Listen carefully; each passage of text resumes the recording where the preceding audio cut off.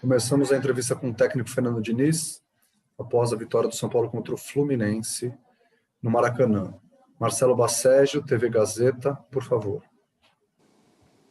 Boa noite, Diniz. Parabéns por mais uma vitória importante nesse Campeonato Brasileiro. Minha pergunta para você é em relação a esse roteiro, né, que o São Paulo está tendo nessa atual temporada.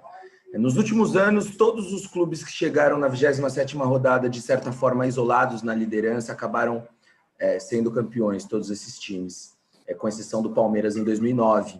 Hoje o São Paulo não teve uma atuação de saltar os olhos, mas conseguiu o resultado. É um roteiro de time campeão, de um time futuro campeão esse? Você acredita? E se me permite emendar uma segunda, você acredita que o São Paulo estaria nesse patamar, com esse tipo de desempenho e com esses resultados, se o Daniel Alves não estivesse nesse elenco? Obrigado. Obrigado pela pergunta. A história está escrita, graças a Deus, com o Daniel Alves. A gente não sabe como é que ela seria escrita de outra forma. Mas ainda bem que ele está conosco, dele ser um jogador desse tamanho e de poder estar produzindo cada vez mais. Mas lembro também, reitero, que uns 40 dias atrás, 50 dias atrás, era motivo de questionamento o Daniel dobrar jogo, jogar jogo, um atrás do outro. E hoje é inquestionável e é bom para perceber e valorizar o tamanho que o Daniel Alves tem. Eu costumo dizer sempre, nas entrevistas quando eu tenho a possibilidade, que ele é um jogador ainda, de alguma forma, incompreendido daquilo que ele é. Ele é muito grande, o Daniel, como jogador e como pessoa. Ele agrega muito, ele distribui muito e ele nos ajuda muito. Então é um pouco difícil a gente postular como que seria sem o Daniel, porque ele é uma referência ímpar no nosso time. Quanto ao roteiro, o roteiro importante é que vai ser escrito até o final do campeonato. Os roteiros para trás das outras equipes, para a gente, interessa pouco. A gente fez um jogo hoje que precisava para ganhar. Jogar aqui no Maracanã contra o Fluminense é difícil. O campo estava bastante irregular, a gente vem numa sequência dura de jogos e o time fez um jogo dentro das possibilidades que tinha para fazer hoje.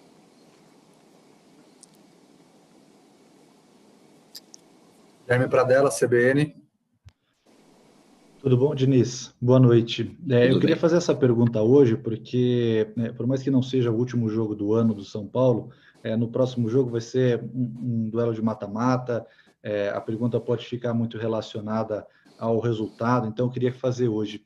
Eu queria que você fizesse uma análise do que foi o ano do São Paulo em 2020, no sentido de que desafios que você precisou superar para essa equipe chegar aonde ela está nesse momento, líder do Campeonato Brasileiro, numa semifinal de Copa do Brasil. E eu queria que você falasse que ajustes que você precisou fazer, que desafios que encontrou e que precisou superar dentro de uma temporada tão maluca que foi esse ano de 2020. Obrigado. Eu acho que o desafio maior foi se fortalecer internamente, enquanto externamente parecia que o mundo estava ruindo em determinados momentos. Acho que essa foi a maior grandeza do time, que é uma coisa muito difícil de se fazer no futebol. Essa máquina que vai moendo, ela vai passando e vai tentando triturar todo mundo. E aqui a gente conseguiu se juntar cada vez mais e tirar o melhor de cada um nos momentos difíceis. O time mostrou que tem um elenco forte, jogadores que saíram, todos que entraram, quando entraram bem, e os que saíram e retornaram melhor do que saíram. Então a gente tem um elenco enxuto, mas muito comprometido, tem menos jogador e mais time. Eu acho que o grande salto que o time deu foi a construção em cima dos momentos difíceis que a gente teve. Então emocionalmente é um time que se mostrou muito, uma palavra da moda, e muito resiliente. Mas nem resiliente talvez nem seja a palavra, porque as porradas que a gente sofreu não fez a gente ficar da mesma forma, que isso eu acho que é uma das definições de resiliência. O time, quando foi tomando as porradas, ele foi se transformando num time melhor. Então é um time muito diferente, que merece escolher nesse momento aquilo que está colhendo. Marcelo Lima, Energia 97. Diniz, boa noite. Falando um pouco do jogo de hoje, eu queria que você fizesse uma análise dessa vitória importantíssima para o São Paulo, já que abre 7 pontos aí do segundo e terceiro colocados. E, na sua opinião, faltou um pouco de concentração e intensidade, principalmente no começo do segundo tempo, até o gol do Fluminense. Concentração e intensidade essas retomadas na segunda parte do segundo tempo?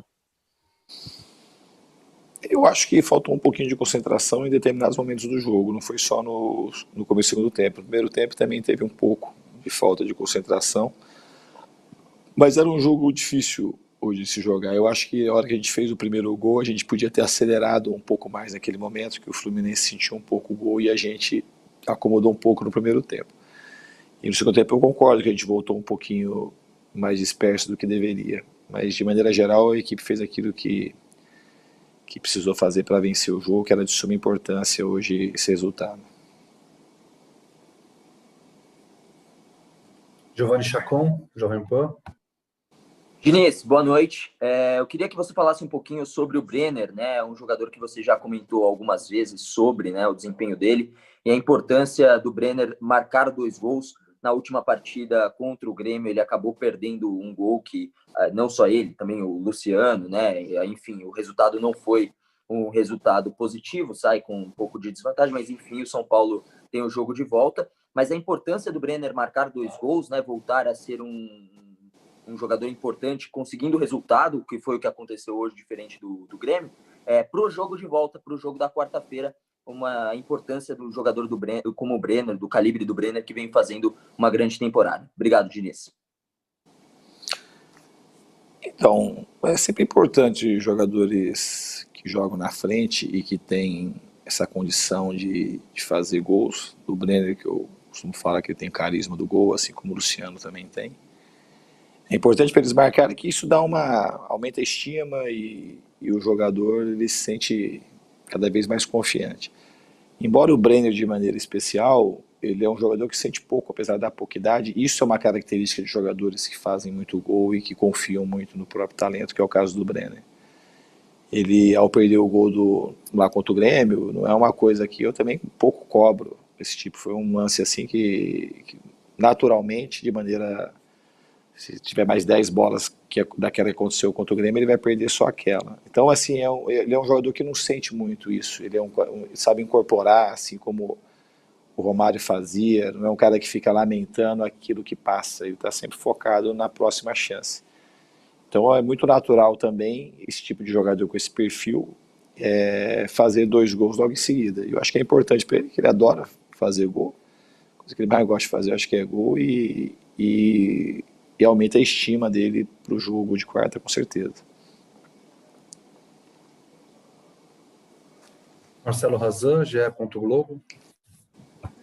Boa noite, Diniz. Não só pelo jogo de hoje, tá? Acho que um quadro geral é a minha pergunta. Você acha que o São Paulo joga em desempenho o melhor futebol do Brasil? E, mais uma, para quarta-feira, no jogo de volta do Grêmio, qual que você acha que precisa ser a postura no Morumbi, com uma desvantagem no placar de 1-0 para conseguir a tão sonhada vaga na final? Obrigado. Eu acho que esse negócio de ficar falando quem é o melhor futebol do Brasil ou do mundo, isso não é uma coisa que tem muita lógica para mim. Eu acho que a lógica é que o São Paulo joga o melhor futebol que ele pode jogar. Eu acho que ele é um time que melhora cada vez mais, com as oscilações naturais que acontecem. Não tem jogos que você faz partidas fantásticas, mas assim, o patamar da gente descer é uma equipe que desce cada vez menos o nível. E depois retoma e sobe de novo pela maturidade. Eu acredito que muito pelo aspecto emocional que o time foi adquirindo ao longo da temporada, principalmente pelos momentos ruins que a gente soube atravessar juntos. E para quarta-feira, eu acho que a gente tem que manter a postura que a gente tem. A gente, por natureza, é um time super agressivo, que tem que tomar os cuidados necessários, porque a gente vai jogar contra uma grande equipe, que tem um grande técnico. Então a gente tem que fazer de tudo para ter uma grande noite na quarta-feira e jogar no limite das nossas condições, tanto para atacar quanto para defender. Tavares, TV Bandeirantes. Oi, Diniz, boa noite para você, parabéns pela vitória. Ainda falando do Brenner, que tem 22 gols na temporada, fez 2 gols na vitória de hoje, e fora do Morumbi, o Maracanã é o estádio que ele mais marcou, ele já marcou 5 gols no estádio esse ano. Queria que você falasse sobre esse desempenho dele aqui no Maracanã, e aproveitando para fazer mais uma perguntinha, esses 7 pontos de vantagem no Brasileirão te dá segurança para a sequência?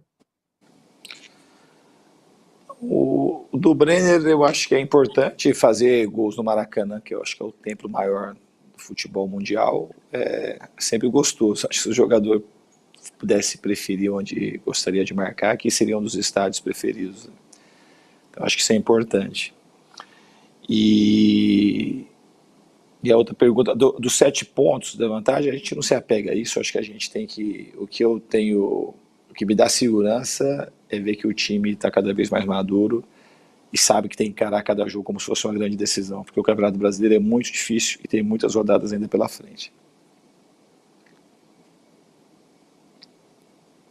Muito obrigado a todos, gente. Boa noite. Valeu.